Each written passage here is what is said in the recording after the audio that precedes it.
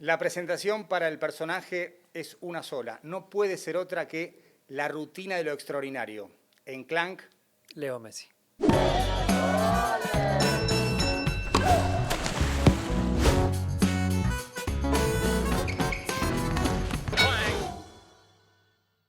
bienvenido Leo. Un placer, un honor, un orgullo tenerte acá en Bueno, Clank. muchas gracias. Un Muchísimas placer. gracias. Leo, cuando un chico sueña con jugar al fútbol, a la pelota, sueña con títulos. Mi sueño es ganar un mundial, está tu video, el de Diego, el de todos los cracks que finalmente concretan ese sueño. Pero una vez cumplido ese sueño, siguen jugando y ya no es por seguir ganando, obviamente está el gen competitivo ahí, sino por el amor por el fútbol. Hablemos de tu amor por el juego. Bueno, yo cuando empecé a jugar era muy chiquito, tenía 3 4 años y no era consciente del mundial y de todos los títulos que se jugaban ni pensaba en eso. Simplemente jugaba porque me encantaba la pelota, me divertía estar con la pelota, era mi pasatiempo. Vivía a toda hora pateando, buscando alguno para jugar, y si no había lo hacía solo, haciendo jueguitos, pateando contra la pared o lo que fuese, ¿no?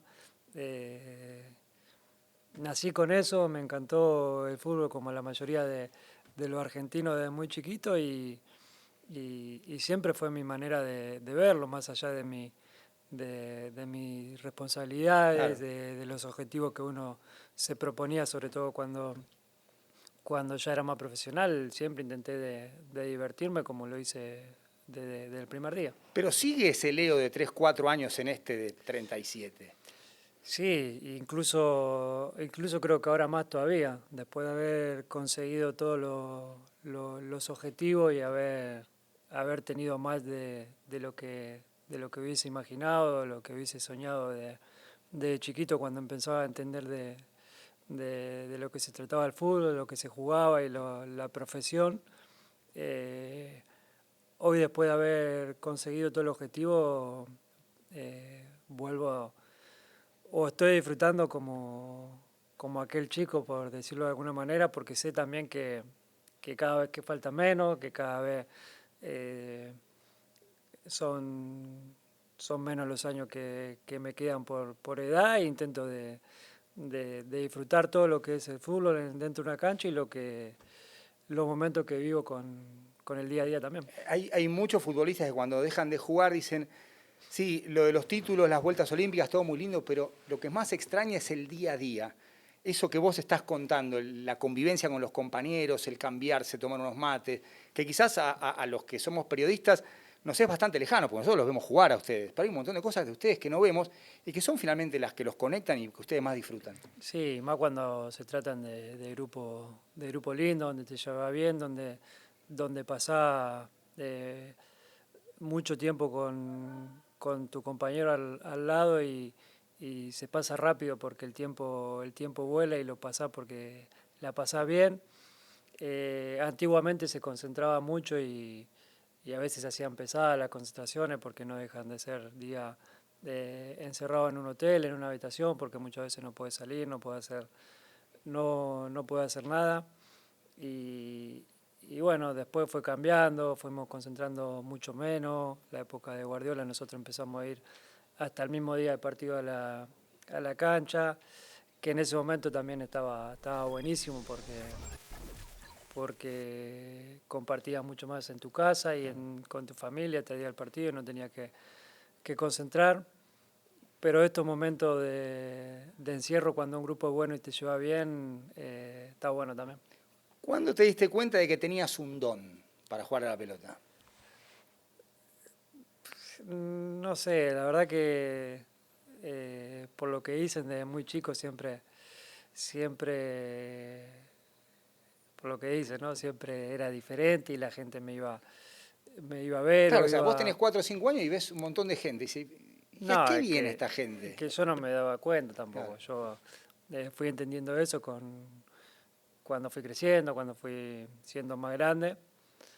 Eh, pero no sé, yo creo que el darme cuenta yo, no sé en qué momento lo hice, sí que tengo muy claro que nací así porque Dios me eligió a mí, porque fue un don el que Él me dio, el cual yo después intenté aprovecharlo, hice todo lo posible para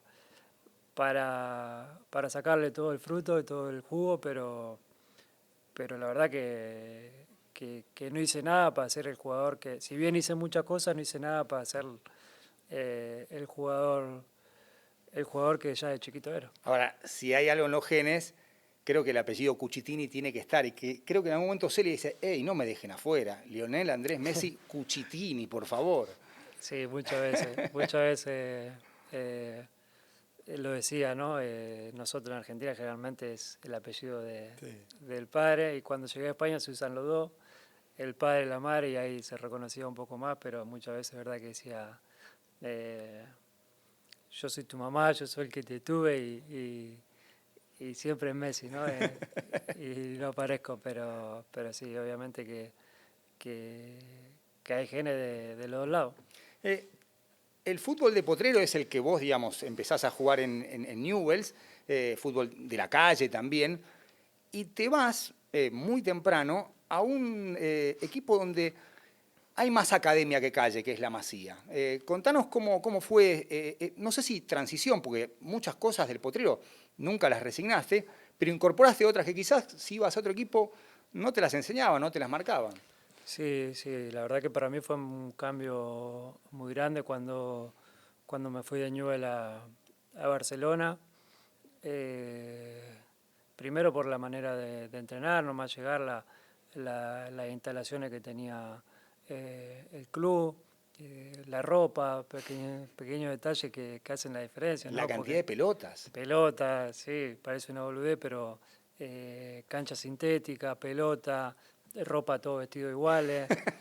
eh, Y bueno, además cosa me que imagino que no había pretemporadas tediosas de vueltas a la plaza, porque acá se laburó mucho en lo físico disociado de la pelota, ya no. no, allá la verdad que con media cancha se hacía un entrenamiento o se hacía una pretemporada, eran todo mucho trabajo reducido, mucha posición, mucho partidito corto. Yo me acuerdo que cuando antes de irme a Newell, antes de irme a Barcelona, que hoy cambió mucho también, ¿no? Pero me acuerdo que había 2 o 3 veces por semana que nos mandaban a correr por, por el predio y ¿Hacías toda la esa... vuelta o te escondías detrás de un árbol? No, era de esconderme, sí. Y sí, y Era, sí. sí, era de esconderme, nunca fue lo mío correr, ¿no? Sin pelota. Eh, pero sí, bueno, eso era una gran diferencia, ¿no? Para mí, eh, eh, entrenar de otra manera y me hizo crecer y entender muchísimo más Ahora, del fútbol también. cuando decían largala o jugá 2 toques, ¿cómo convivías con ese pedido? Porque había un poco de todo también. Sí, pero bueno, también por un lado era por el motivo por qué yo estaba ahí, ¿no? Porque me Claro. habían elegido por el jugador que era. Ellos sabían mi manera de ser y yo no iba a cambiar porque era lo que había hecho hasta ese entonces. Sí que incluí un montón de cosas que ellos me, me enseñaron que hoy es más normal, pero en ese momento hasta un jugador de primera que venía de afuera Claro. le costaba la manera de entender el juego del Barcelona. Incluso Macho lo dijo muchas veces que cuando él jugando en el Liverpool, siendo figura del Liverpool de la selección, cuando llegó a Barcelona le costó adaptarse porque es un juego, un fútbol totalmente Ujú. diferente al resto. Yo creo que hoy se ve muchísimo más y Guardiola también lo llevó por todo el mundo al estar en el Bayern, ahora en el City. Creo que las selecciones también de donde estuvo él agarraron mucho de eso y es más normal, pero en ese momento era el único club. ¿Y qué es el juego de posición, eso del tercer hombre? Bueno, en realidad cuando yo llegué a, a Barcelona crecí con eso y, y no me costó nada o me parece muy fácil y al mismo tiempo para muchos es muy difícil, ¿no? Pero de muy chiquito te enseña eso, el jugar rápido, jugar los toques e intentar de buscar los espacios, del tercer hombre en el que sigo, de jugar una línea más para recibir de frente el que viene de frente, para jugar siempre de frente y tener la visión de todo el terreno, a jugar rápido de espalda o a enseñarte a perfilarte para recibir. Pequeños detalles, pequeños boludeces, por así decirlo de alguna manera, pero que después son importantísimos a la hora de llevarlo al juego. ¿Cuánta bola le das a la táctica? ¿Y qué es la táctica para vos? La verdad que yo no le daba mucha bola a la táctica tampoco y con Guardiola creo que aprendí muchísimo y empecé a entender mucho más del juego, de los espacios, de, lo, de la tenencia de pelota, de manejar los partidos a través de la pelota. Creo que el fútbol evolucionó muchísimo también y que hoy es todo muy táctico, demasiado táctico, que hoy cualquier equipo con línea de 4-4, metiendo 5 atrás, ordenadito y bien trabajado te complica y que antes se encontraba mucho más espacio. Creo que hoy por hoy es mucho más táctico y físico también. Ahora, por un lado hay mayor y mejor organización defensiva, pero hay menos espontaneidad, menos gambeta. ¿Por qué crees que pasa eso? ¿Porque los jugadores vienen ya formateados más con la academia que con la calle? Sí, creo que también confundió un poco la época de Guardiola, ¿no? Porque todo el mundo quiso copiar y quiso que sus equipos jueguen de esa manera o ser el Barcelona de ese momento y muchas veces a chicos de lo que hablábamos antes, chicos que están empezando 6, 7 años, ya le empezaba a decir que tienen que jugar a dos toques, que tiene que jugar rápido, que no puede tener mucho la pelota.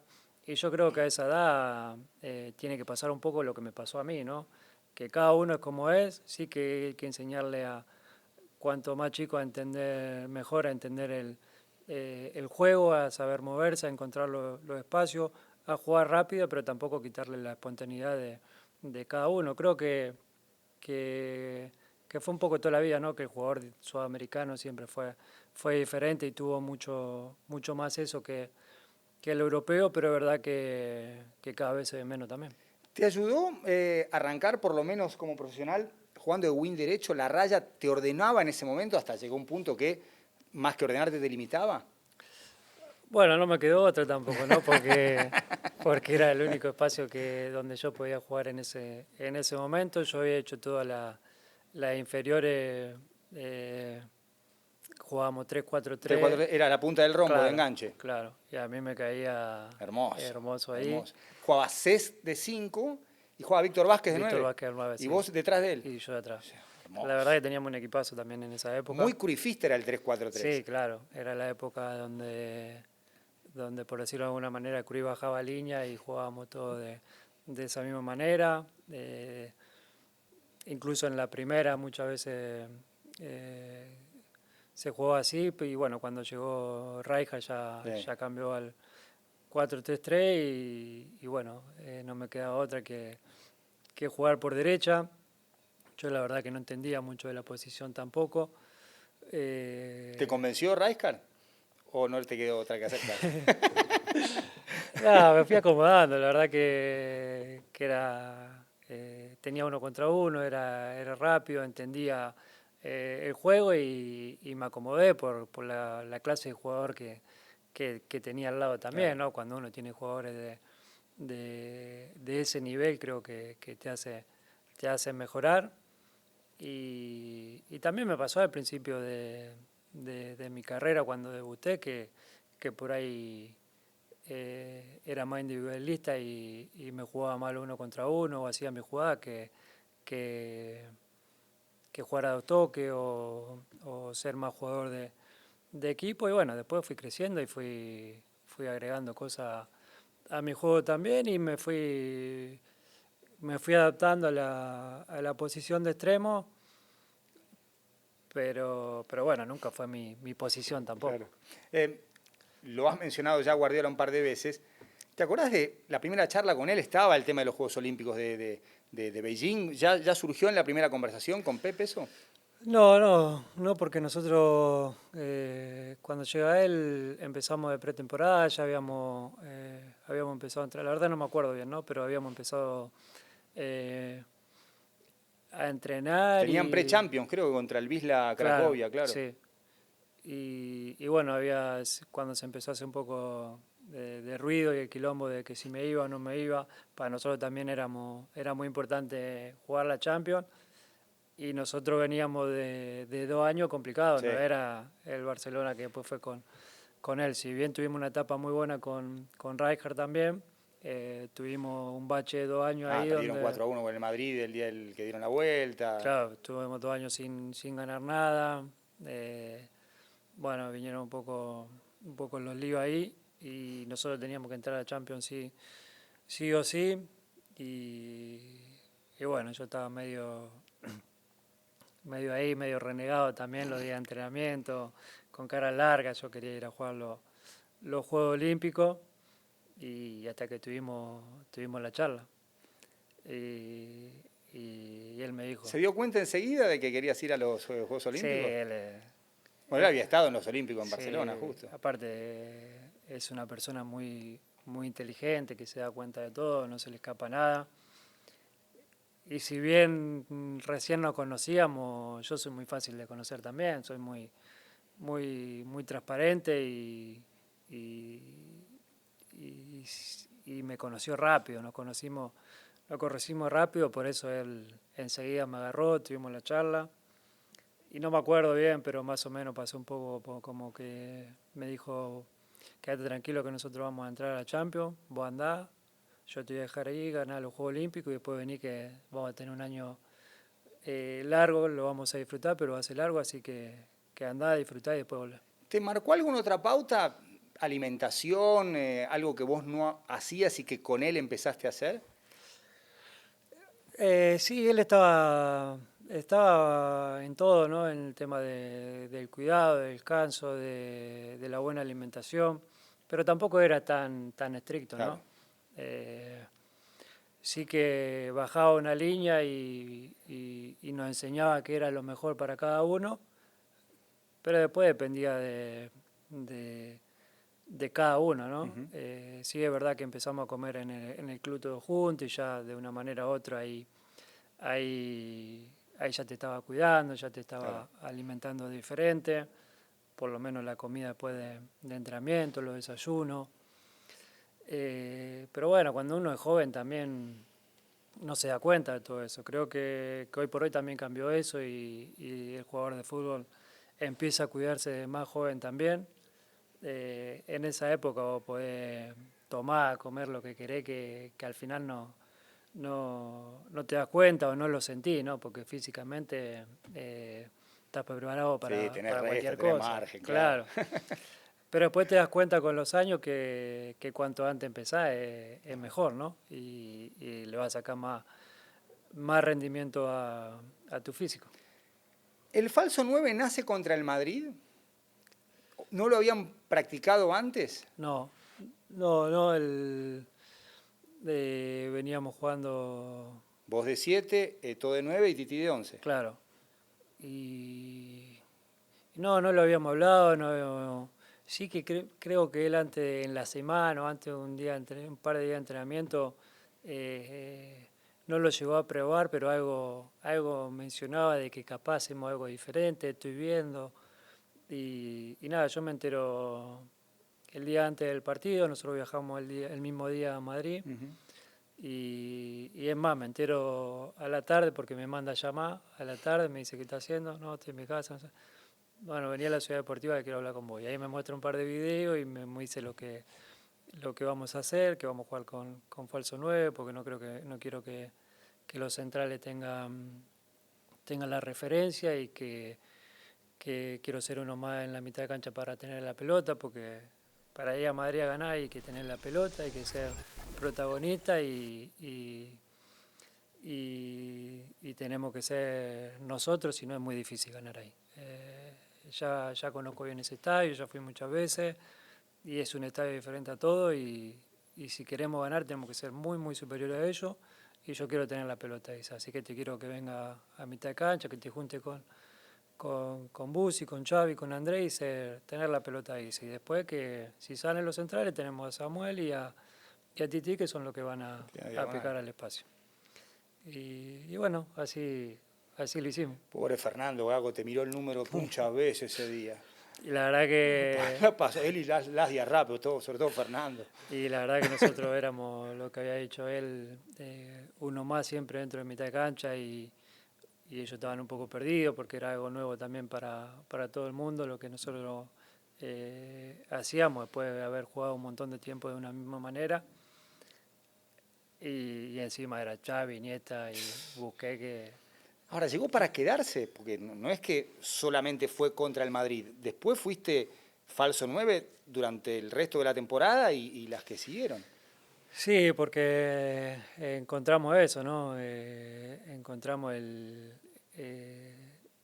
siempre ser uno más dentro de la cancha y manejar el juego a través de eso, ¿no? De la tenencia de la pelota, de tenerla mucho y de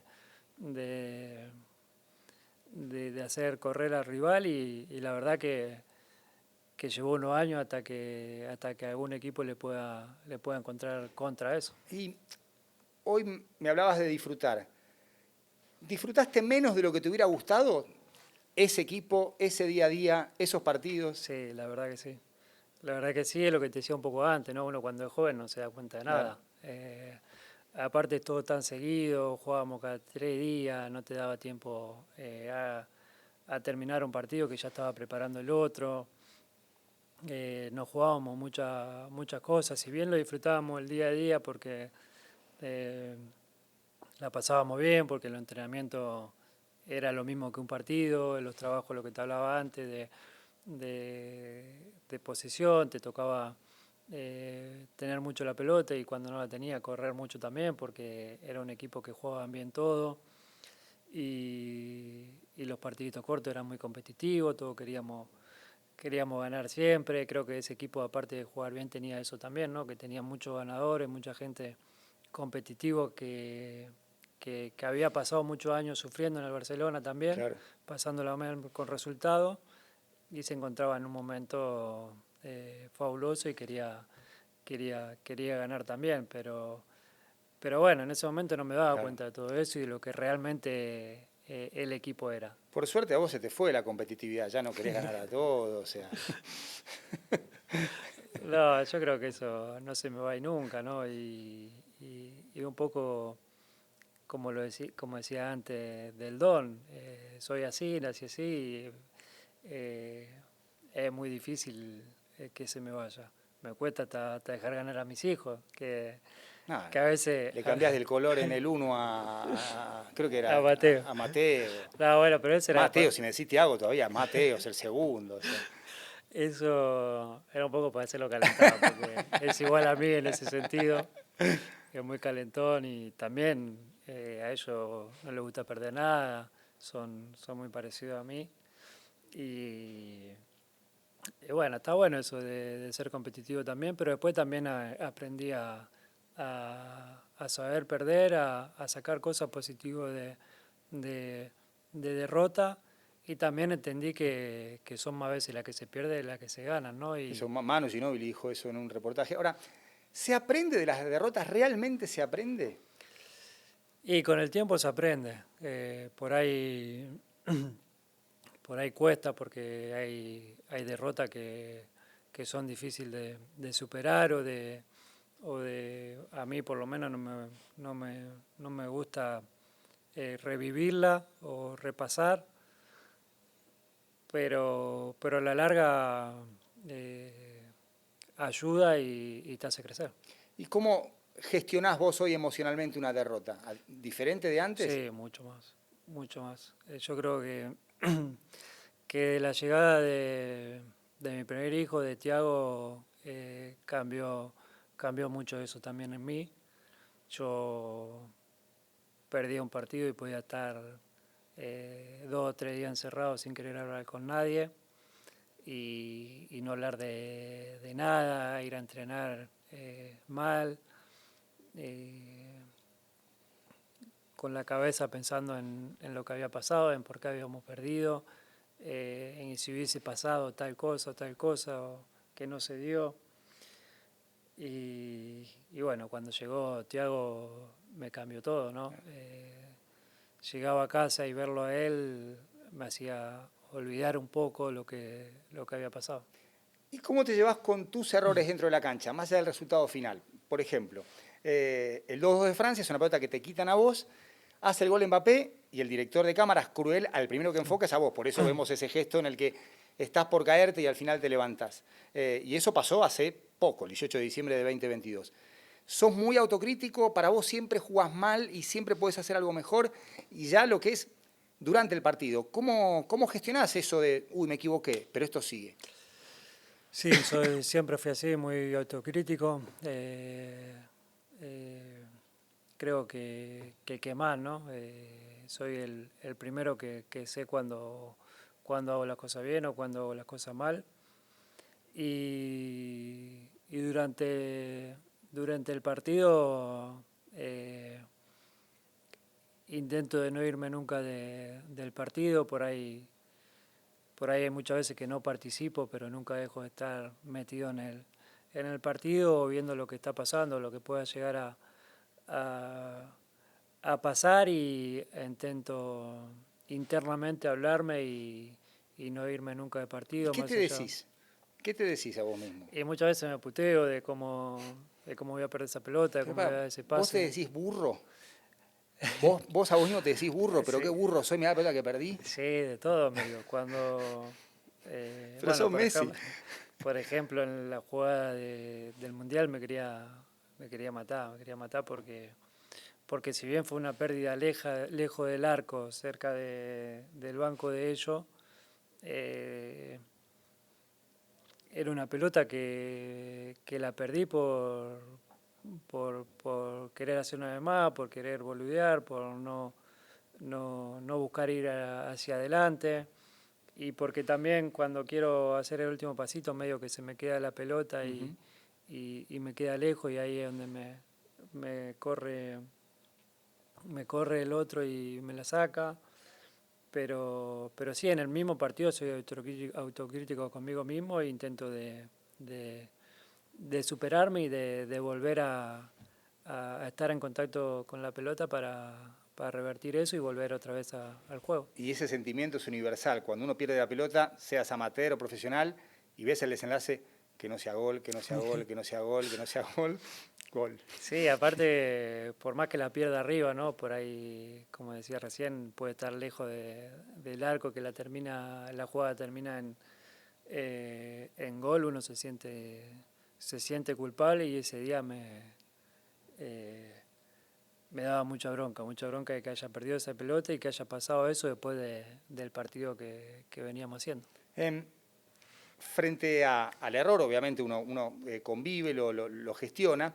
eh, y pienso, por ejemplo, en lo que me decías recién de las caminatas. Hay un video en el cual Guardiola te ve a vos caminar y dice, está tramando algo, está pensando. Cuando, no es que desapareces del partido, cuando hay 3, 4 minutos en los que no tocas la pelota y caminas, ¿qué mirás? ¿Qué escaneas? ¿Qué analizás? Eh, bueno, el posicionamiento del rival, de cómo quedan parados ellos cuando no tenemos la pelota nosotros. Nosotros que siempre fuimos un equipo protagonista en el Barcelona y hoy nos pasa en la Ujú. selección también, siempre cuando enfrentábamos a un rival eh, era cuando estamos atacando tengamos cuidado de la vigilancia, no estemos mirando el partido sino marcando a los que quedan Claro. descolgados. Y yo intento hacer un poco eso, ¿no? Intentar de alejarme de la marca, el salirme, entre comillas, del partido, de lo que está pasando, para si recuperamos, estar bien perfilado y estar solo, o tener un tiempo para poder poder iniciar una contra o poder iniciar una jugada. Generalmente estudio cómo queda parado el rival cuando está teniendo un ataque. ¿Se puede explicar todo lo que pasa dentro de un partido de fútbol? ¿O es una obsesión más nuestra de periodistas y comentaristas? Y lo que pasa es que yo creo que hay cosas que son inexplicables, hay cosas que pasan en el fútbol que pasa solamente en este deporte. Es un deporte donde puedes ser 10 veces mejor que el rival y puedes perder.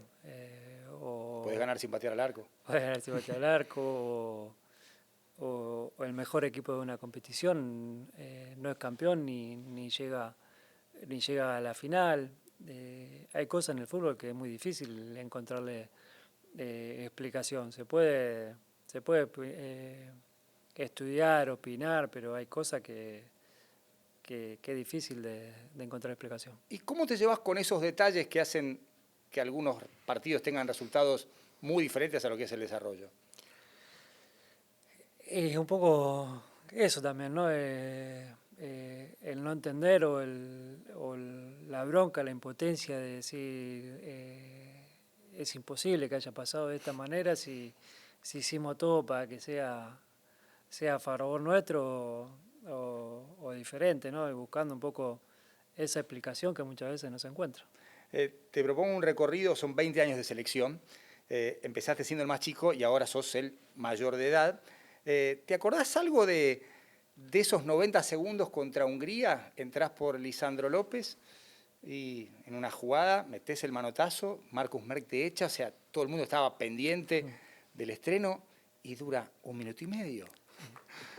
Sí, me acuerdo que toqué 2 o 3 pelotas como mucho. Había hecho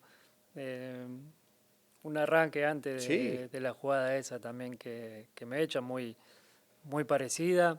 Y bueno, la verdad que no entendía nada cuando me habían echado porque me había pasado un montón de veces la situación esa de que me agarren y querer sacármelo de encima. Y bueno, el árbitro tampoco tuvo nada de tacto ni nada, simplemente me echó que tampoco era para roja. Y fue un momento durísimo para mí por todo lo que significaba mi debut, mi primer partido y que sea de esa manera. Pero bueno, el vestuario Eso, ¿qué te dijeron? Había cada nene en ese No, vestuario. yo entré muerto, llorando, no me podían contener. Y nada, el vestuario me arropó muchísimo, estuvo muy cerca mío. Me acuerdo que el Kili me decía tranquilo, que a mí también me pasó lo mismo y después jugué, no sé cuántos partidos jugó el Kili en la selección. Y bueno, así fue al final, ¿no? Llevo todavía jugando en la selección 1.000.000 de partidos. Pero me acuerdo que me quedó muy marcado eso. Me decía, tranquilo, a mí me pasó lo mismo. Después jugué en la selección, no sé cuántos partidos. La verdad que el Kili en ese momento conmigo fue muy cariñoso. Se me apegó a mí, me cuidó.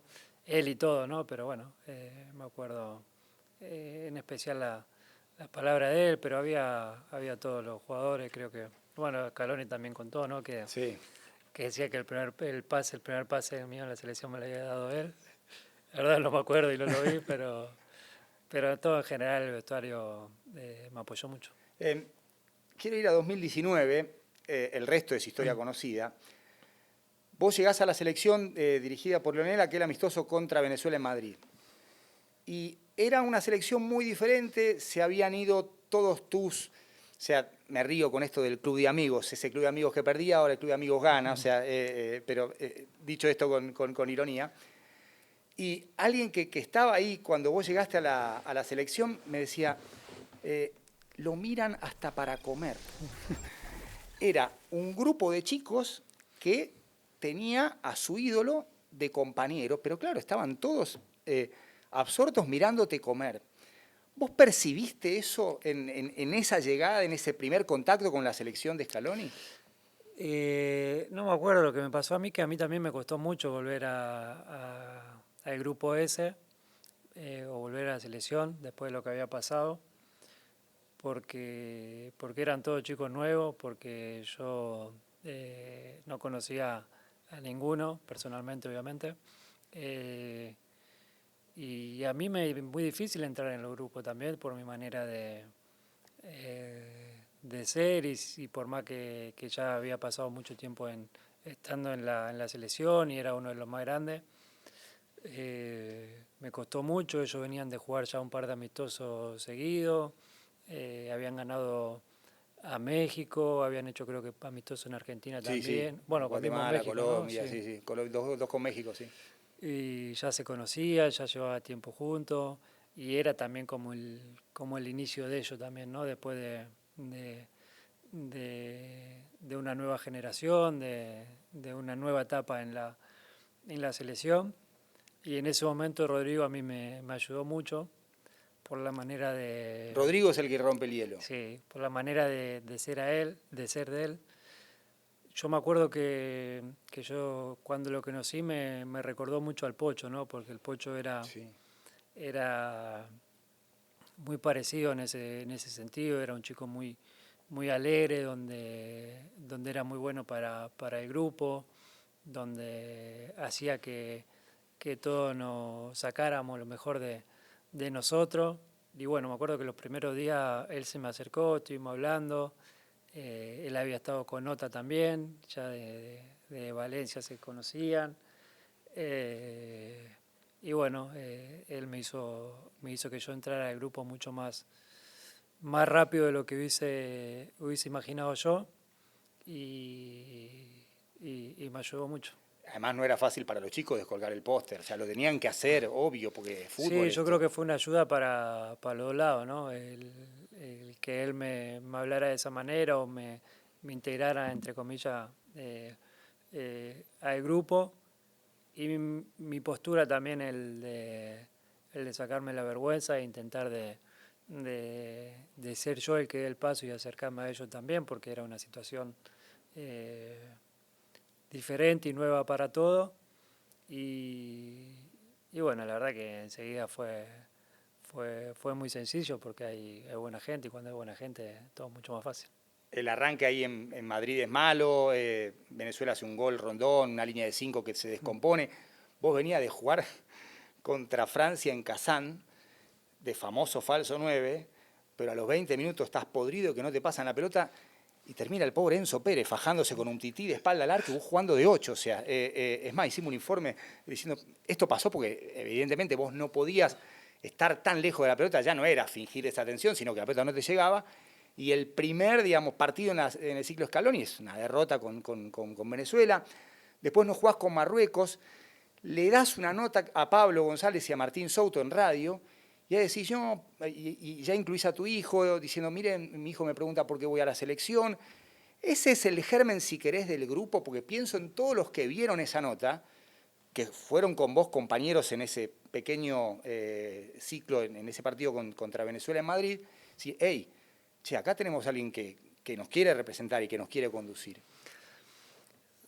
No sé, yo creo que de a poquito se fue armando todo eso. No sé si tuvo que ver la charla esa o mi postura en ese momento. Yo sentí que tenía que hacerlo de esa manera porque ya me había cansado de, de muchas cosas que había escuchado y, y después se fueron dando las cosas, pero yo creo que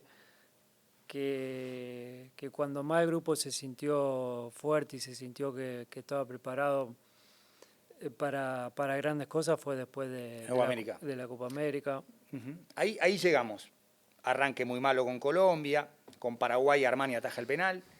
Algo cambia en el partido contra Qatar, tácticamente. Sí. 4-3-1-2, el famoso LPD de Paul Paredes Lo Celso, vos, Agüero y Lautaro, el eje del mal.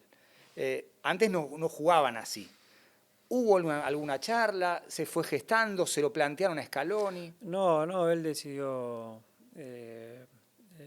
cambiar por la manera un poco también de jugar de Qatar y porque era un partido donde teníamos que ganar para pasar también y bueno, a veces es difícil, ¿no? Meter 3 jugadores de, de esa característica, ¿no? Porque donde siendo realistas nosotros defensivamente aportábamos poco y, y en ese momento ya dejar 3 jugadores descolgados era muchísimo, ¿no? Pero no nos quedaba otra que ir a buscar el partido, que ir a ganar y que no podíamos desaprovechar el momento de Lautaro y el Kun y bueno, lo decidió de esa manera. Nosotros también teníamos en ese momento los medios como para poder hacerlo, para que salgan a presionar a los laterales. Nosotros también nos habíamos comprometido con el técnico, con el grupo A a volver, ayudar a pasar la línea de la pelota. defensivamente. Y bueno, por suerte ganamos y creo que nos sentimos cómodos jugando de esa manera. Ya había pasado esto en 2011-2012 con Sabela. Yo un día me lo encontré a Alejandro en la playa en Cariló y nos pusimos a charlar y dijo, miren, yo hablé con Kun, Leo, Fideo y Pipa. ¿Quieren jugar los 4? Ok, pero ayuden. Se dio esa charla. Sí, sí, sí. Y creo que después de un amistoso con Alemania que ganamos allá, el primer tiempo no jugamos así y el segundo tiempo ya cambiamos y jugamos los 3, me parece, no me acuerdo bien, pero me parece que fue ahí, que no sé si ganamos 2-0, que yo erró el penal. Y me acuerdo en el primer tiempo de tener la charla nosotros como grupo también y decía, bueno, queremos jugar de esta manera, nos tenemos que comprometer y tenemos que ayudar defensivamente y estar preparado para primero defender y después atacar, porque si no, jugar de esta manera no vamos a poder jugar porque somos 4 los jugadores Claro. que ya no eran 3, eran 4. Estaban Gago, Mascherano y después vos, Fideo, Kun y Pipa. Claro. Pero bueno, en ese momento también Fide volaba, Pipa, el Kun, y nosotros nos supimos adaptar a eso, dimos un paso hacia atrás en lo defensivo y después las contras éramos balas que salíamos y bueno, la eliminatoria terminamos primero sin perder contra nadie después del famoso partido con Colombia y bueno, fue una etapa muy linda también de la selección.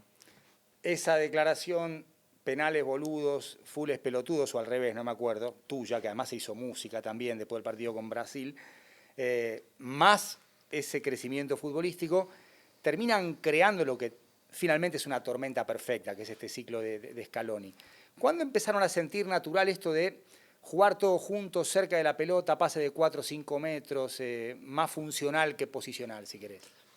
Bueno, yo creo que ya el partido con Brasil nos sentimos que habíamos hecho un gran partido, nos sentimos que más allá de resultado habíamos sido superiores en el juego y después se fue dando, ¿no? Porque vos podés tener una idea, pero después tenés que tener los jugadores también, ¿no? Y nosotros encontramos unos medios maravillosos donde la mayoría en algún momento fue enganche. Sí. Y se nota eso, ¿no? Y se nota mucho cuando tenés mucha posición. Creo que el enganche generalmente es un jugador diferente y que pierde pocas pelotas y nosotros en el medio empezamos a perder poquita pelota, a tener muchas posiciones y a través de las posiciones largas nos fuimos haciendo fuertes. Rodrigo, Enzo, Alexi, Leandro, Gio, hasta Fideo fue enganche. Vos también, o sea, vos hace rato que jugás de Messi, pero sos enganche. Sí, era lo que decíamos al principio, ¿no? Si tuvieras que llenar el formulario en aduana, enganche. No sé. Sí, si bien es verdad que hoy por hoy ya no existen los enganches, es muy difícil, ya son más interiores los enganches. Pero sí, por eso te digo, todos los medios tenían muy buen pie o tienen muy buen pie y encontramos un poco lo que, salvando la distancia y sin comparar, lo que era Xavi, Iniesta, Busquets en su momento, hoy lo encontramos en la selección también, ¿no? No me gusta comparar ni hablar de lo que pasó, ¿no? Pero también en las selecciones anteriores hemos tenido juegos muy buenos. Me acuerdo, bueno, el Mundial, si bien no jugábamos bien, se dieron los resultados que se dio. En la Copa América 2016, sobre todo en Estados Unidos, creo que la selección esa jugaba muy bien también, y nos pasaba un poco también con Ever, que nos juntaba mucho Ever, yo, Pastor en 2015. Pastor en 2015. Sí, pero creo que la del 2016 Sí. fue mejor que a nivel futbolístico que la 2015. Si bien jugaba bien la 2015, la 16 creo que ya estaba más afianzada, más firme. Pero bueno, en esta se da un poco todo también.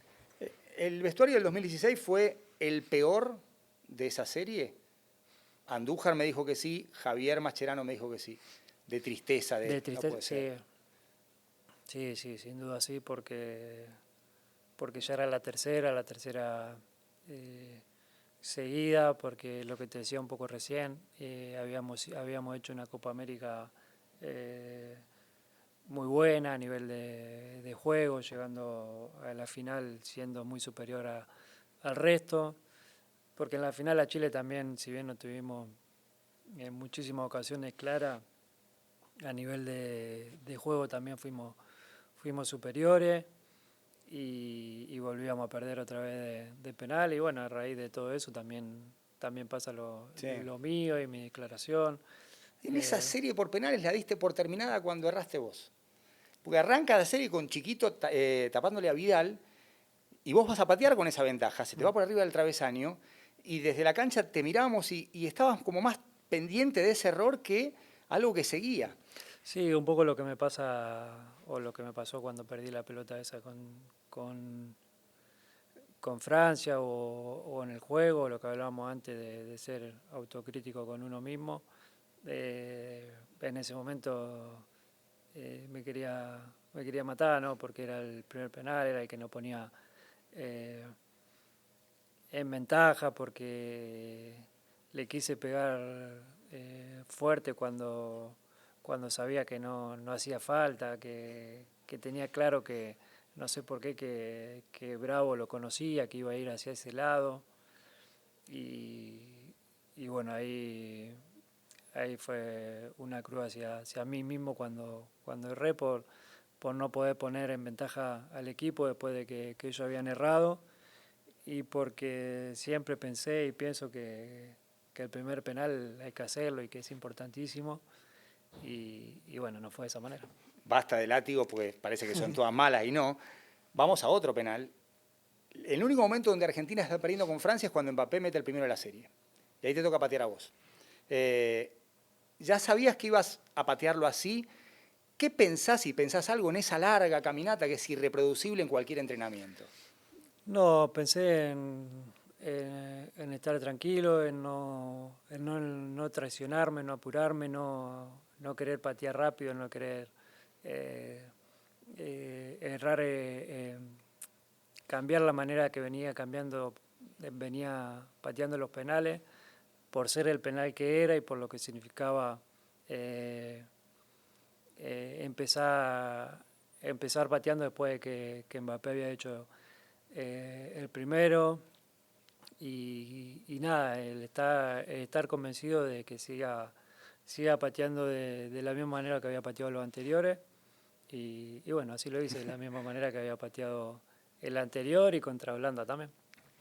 ¿Le das bola a las estadísticas, al GPS? ¿Cómo te llevas con los números aplicados a tu performance? No, la verdad que no le doy mucho bola a la estadística, ni a la asistencia, ni a los goles, y mucho menos, perdón hacia todos los profes, a los GPS. Escúchame, si no dabas la vuelta completa a los 5 o 6 años, esa cosa no cambia.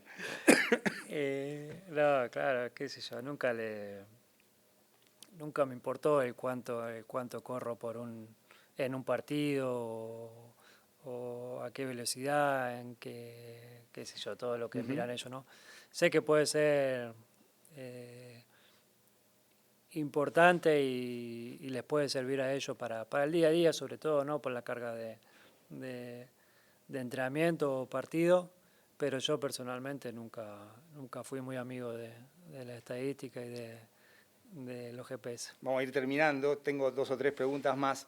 Hay un video en el que te pegan patadas y vos seguís y no simulás. Hay una frase de Luis Escola en una entrevista que dice, a mí lo que más me gusta de Messi es que no simula. Esto es la intención de, quiero seguir jugando, no me importa la patada que me pegue, quiero seguir jugando, por eso es. Sí, porque también crecí de esa manera, ¿no? Siempre jugué con chicos más grandes, con mis primos, mis hermanos. Siempre me cagaron a patada por bronca, por calentura o por querer, simplemente a veces por querer sacarme la pelota y llegar tarde. Y, y siempre intenté seguir y jugar y tener la pelota. A mí me gusta estar con la pelota en los pies, generar, que pasen cosas cuando la tengo y bueno, cuanto más para mí mejor y cuanto más fluido sea el juego y menos se pare, también ayuda a mi juego. ¿Te entrenás con la misma intensidad con la que jugás? Eh, por ejemplo, Scaloni hace poco dijo, Messi te exige al máximo, ya no solo hablamos de partido, sino de entrenamiento. ¿Cómo concebís el entrenamiento? Sí, generalmente me entreno al máximo. Hoy por hoy me conozco de lo físico y sé cuándo puedo ir al 100 o al 80, al 90 en el Ujú. entrenamiento. Pero sí que es verdad que muchas veces cuando empieza un juego de posición, un reducido o un campeonato, algo, siempre quiero ganar, me molesta el no ganar. Mascherano me dijo, él decide cuando su equipo gana. No, bueno, qué sé yo, a mí me gusta ganar siempre, los partidos cortos, cuando hay campeonato, yo quiero hacerme la foto final, incluso ni me importa la foto, ¿no? Pero que si se hace la foto, ser los ganadores y me calienta perder, me calienta ¿Te mucho. calentás con los compañeros? Sí, y con el árbitro y con el que sea, pero ya me conocen, sabe que, que se me pasa rápido, Pero en la que cancha también, ¿no? Cuando no viene ese pase a la medialuna, cuando desborda el lateral, sea por derecha o por izquierda, y vos estás en la medialuna, listo, el que te dio toda la vida Jordi Alba, y esa bola no llega, mamita, esa mirada hay que sostenerla. no, pero lo bueno que cuando hay grupo fuerte y Ujú. bueno, pueden pasar esas cosas y tienen que pasar esas cosas, ¿no? Yo creo que no hay problema en putear a un compañero eh, o decirle algo que está bien o está mal, siempre y cuando sea para bien del equipo y el grupo, yo creo que tienen que pasar y nosotros tenemos la oportunidad de que estamos en un grupo muy unido, que nos llevamos muy bien y que pueden pasar esas cosas que no pasa nada, ya nos conocemos el uno a otro, ya sabemos cómo somos todos, convivimos mucho, como decíamos antes, tenemos Ujú. muchas concentraciones juntos y, y no pasa nada, pero sí que me caliento. La última tiene que ver con el cuidado del cuerpo. Vos fuiste un nutricionista en el 2014. Creo que Martín de Michelis tuvo bastante que ver en que fueras al nutricionista. ¿Qué hábitos cambiaste si haces un entrenamiento preventivo diferente? Ya esto no con la comida, sino, no sé, fortalecimiento, isquios, tren inferior. Sí, hoy le doy muchísimo más importancia a todo eso. Del 2014 sí, yo me sentía que tenía que hacer un cambio, sentía que no me sentía bien y que podía sacarle mucho más rendimiento a mi físico también. Y bueno, Martín me hizo conocer el doctor el cual eh, estuve yendo un par de años y aprendí mucho con él. Después fui cambiando, fui agregando, cambiando cosas también, volviendo, volviendo a hacer cosas que hacía antiguamente. Pasa mucho también por la confianza de la persona que Ujú. te está guiando también, ¿no? Y te está intentando ayudar, y el sentir, el saber conocer tu cuerpo y el sentir qué te hace bien y saber, mejor dicho, qué te hace bien, qué no. Y yo intenté crecer en ese aspecto también, en el cuidado y en lo preventivo también, en hacer trabajo de prevención de isquios, los cuales yo he tenido muchas lesiones, de hacer trabajo de fuerza, los cuales en mi carrera tampoco he hecho mucho trabajo de fuerza, no hice mucho trabajo de pierna, de gimnasio, y bueno, agregar todo lo que pueda ayudar para seguir rindiendo. Todo eso obviamente no quiere decir que después no te vas a lesionado, que no te van a pasar las cosas, porque te puede pasar igualmente, pero bueno, intentar de prevenir y cuidarme un poco en todo eso. ¿Por qué querés la foto con Jordan, que todo el mundo está esperando? No, bueno, porque me parece a nivel deportivo lo más grosso que hay, ¿no? Y después de haber... Perdón, está Messi también, no sé si lo conocés, pero...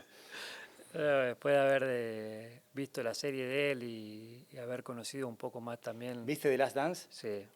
¿Viste lo que es? Es A mí me dicen, romper la pelota con The Last Dance, pero es una obra maestra. Nada, es impresionante. Bueno, eso también me acercó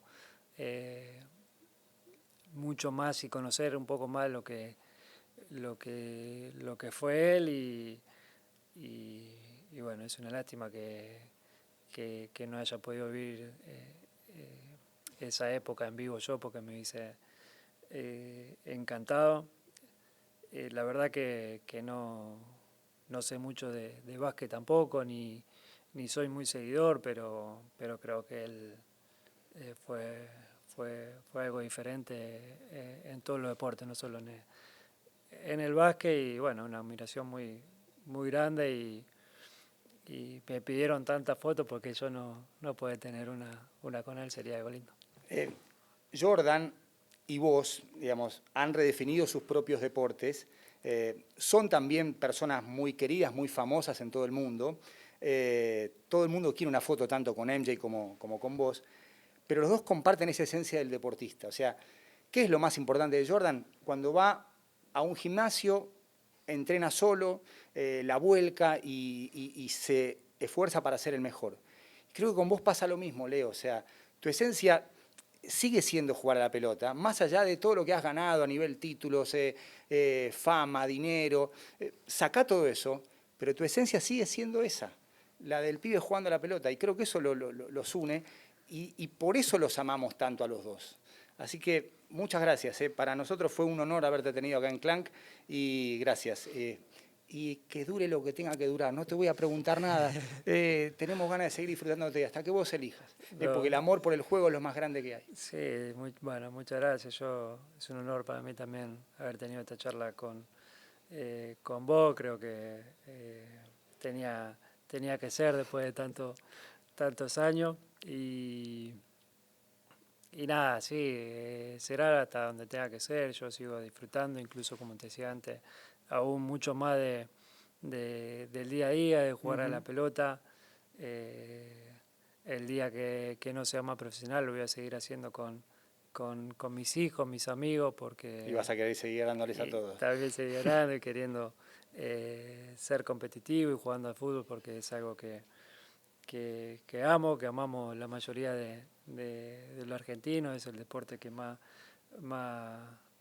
nos identifica, por decirlo de alguna manera, desde chico, y bueno, seguiremos hasta que Dios quiera, como siempre, como todo. Gracias, Leo, Muchas por gracias. todo. Un placer.